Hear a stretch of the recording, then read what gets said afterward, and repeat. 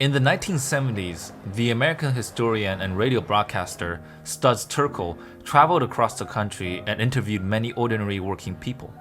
One of these people was a telephone switchboard operator. She described her job and pondered about the future in the following clip. See, when you dial the operator, that's what you get. You get someone like me. When you dial O. Oh, when they dial O, we get you. That's it. So now describe it step by step, as though you were Okay. telling a little child what it is. Okay, now first of all, in front of you, you've got about 7 pairs of cords and all these lights that tell you where the calls are coming from. When a light goes on, that means there's someone waiting there, and you plug in and you ask them what they want. Do your arms get tired? No, your mouth gets tired. It's the strangest. You get tired of talking. What do you You've mean? been talking for so long because you talk constantly for 6 hours, and it's hard. You're on this level of about 7 or 8 phrases that you use. Like what? You say, good morning, may I help you? Operator, may I help you? Oh, then it's, what number did you want? Or I have a collect call for you from so-and-so. Will you accept the charge? Something like that. Do you see yourself as a telephone operator for the rest of your life? No. At the time, no one realized that this job, which had existed for almost a century by then, and a job that had employed hundreds of thousands of people, would disappear in about a decade. But that's how the modern world works. As technology changes, jobs come and go. However, despite this, much of the way that work has been done remained the same.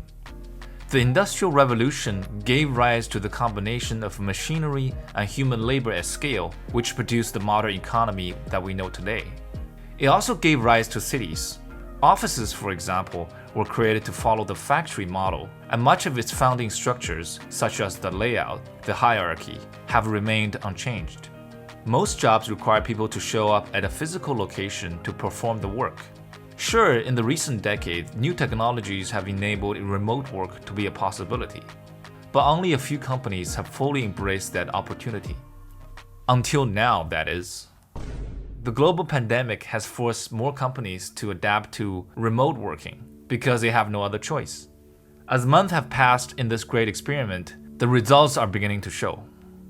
In Silicon Valley, the epicenter of this new normal, companies like Twitter, Square, and Facebook have announced permanent work-from-home changes, meaning that employees now have the option to never come into the office again. Even T-Mobile has shifted more than 12,000 employees to work from home. Remote work has become more widely accepted in this new normal. According to The Economist, the amount of Americans who work from home has gone from 1 in 50 to 1 in 3. This shift could accelerate an exodus of people from expensive cities to smaller and more affordable cities and suburbs. In some ways, this exit is already happening. According to a New York Times analysis of cell phone location data, 420,000 people, or about 5% of the city's population, left New York entirely between March 1st and May 1st of 2020. People have also been leaving San Francisco in droves. In an SF Gate article about people who have left San Francisco, the voices featured are mostly upper middle class who have the means to do so.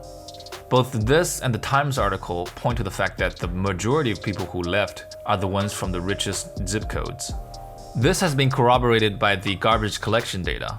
The amount of garbage dropped most drastically in the richest neighborhoods. Studies have shown that although poor people change dwellings more frequently, their moves are almost within the same area. They tend to bounce between rentals and homes of friends and relatives. Whereas in the case of New York, a lot of rich people escape to their country homes in the Northeast or condos in Florida. Many young urbanites move back in with their parents, where they can nestle up in their childhood bedrooms and continue to work on their laptops. The pandemic shows that when the going got tough, the rich got out. The pandemic strikingly highlights the inequality in our modern-day economies. The essential worker, who are not just medical personnel, but also cooks, food delivery workers, janitors, mail carriers, truck drivers, and transit workers. These are the people who can neither do their jobs from the safety of their homes, nor can they leave the city. This is nothing new.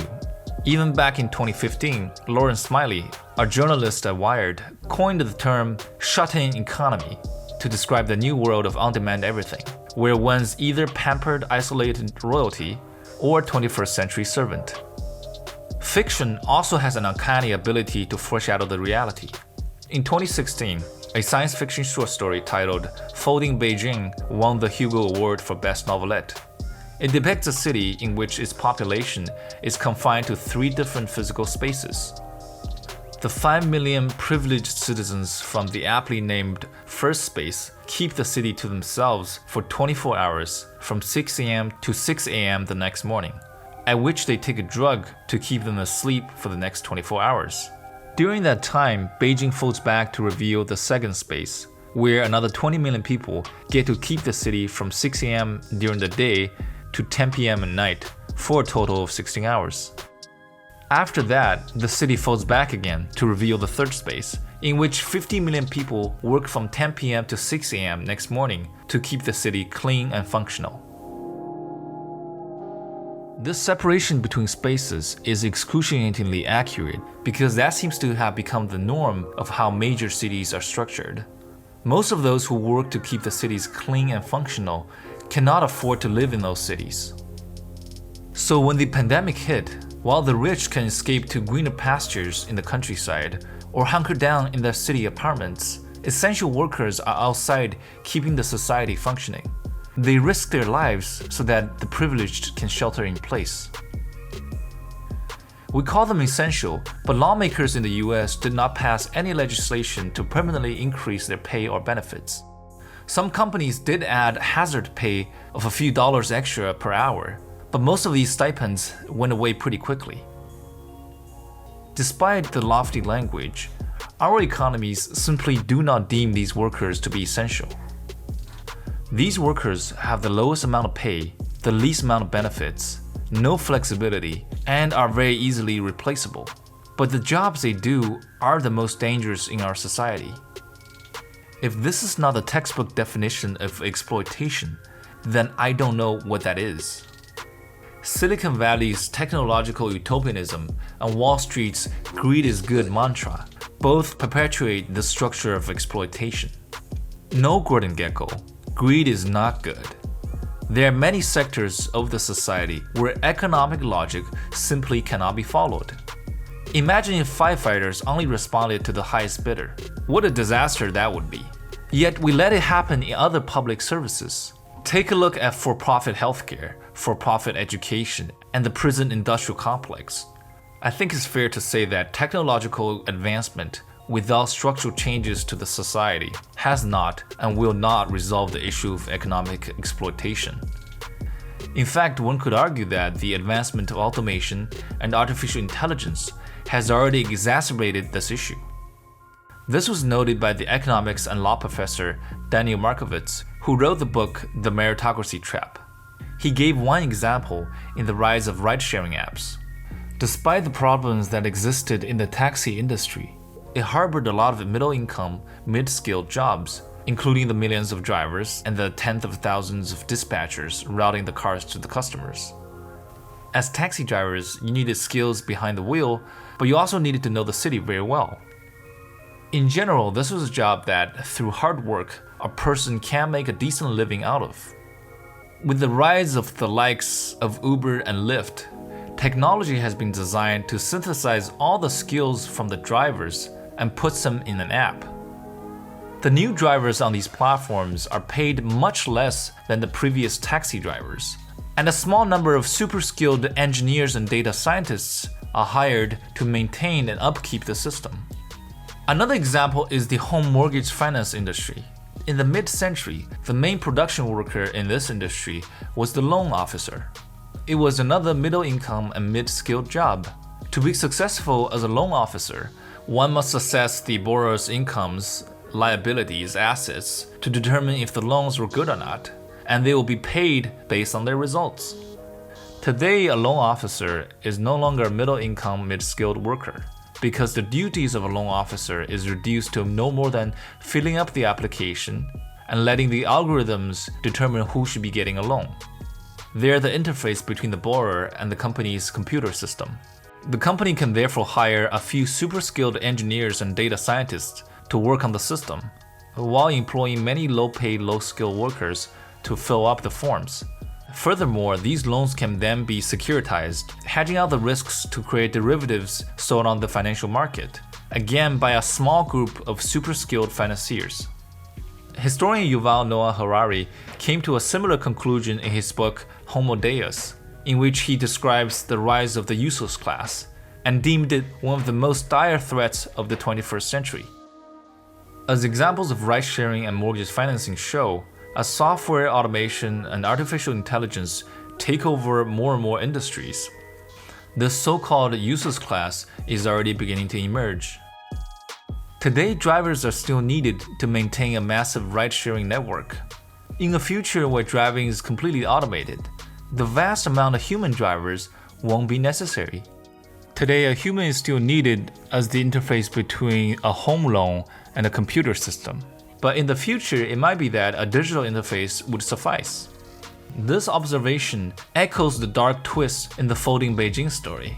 It turns out that the reason the people from the third space were slaving away at night was not that the elites needed them to work, it was because it was better to keep them employed. Despite the abundance of technologies in that world that could make their work obsolete, these people were kept working so that they could still perceive themselves as valuable. They are kept occupied and distracted. They neither participate in real economic development, nor do they receive any shares of the profits. They willingly go to work every night so that they can maintain a basic level of subsistence with cheap foods and entertainment. When they're not working, they're too tired to worry about what's really going on anyway. The future of work is not necessarily that people will run out of things to do. It's that continued polarization of work could be a source of even greater unrest and suffering. With many gloomy jobs at the bottom and a few glossy jobs at the top, people are already being separated into different spaces. In the words of Yuval Noah Harari, our visions of the future is often colored by the recent past. The 19th and 20th century were the age of the masses. Even authoritarian regimes needed masses in these mass political movements like Nazism or communism. Even somebody like Hitler or Stalin invested much resources in schools, hospitals, vaccination for children, sewage systems, literacy, not because they were nice people, but rather because they knew perfectly well that if they wanted their countries to be strong nations, with a strong army and a strong economy, they needed millions of common people to serve as soldiers and workers. Some people could be expendable and could be scapegoats, but on the whole, you couldn't do it to everybody because you needed them. But in the future, there's a serious danger that more and more people will become irrelevant and expendable. We could be seeing a small number of very capable professional elites relying on very sophisticated technology, serving a handful of people who own the majority of the wealth. And at the same time, there will be a large number of people who are economically and politically irrelevant. Think about the repercussions of that scenario for a second. In the current social, political, and economic system, where profits from economic growth and technological advancements are distributed extremely unevenly, this development is likely to cause dire consequences. Exactly what those consequences are, I'm not sure, but if the popularity of demagogues and the rise of the extreme right mean anything, it is that the global shift towards the right, towards authoritarianism, is related to this polarization. And that to me is worrisome.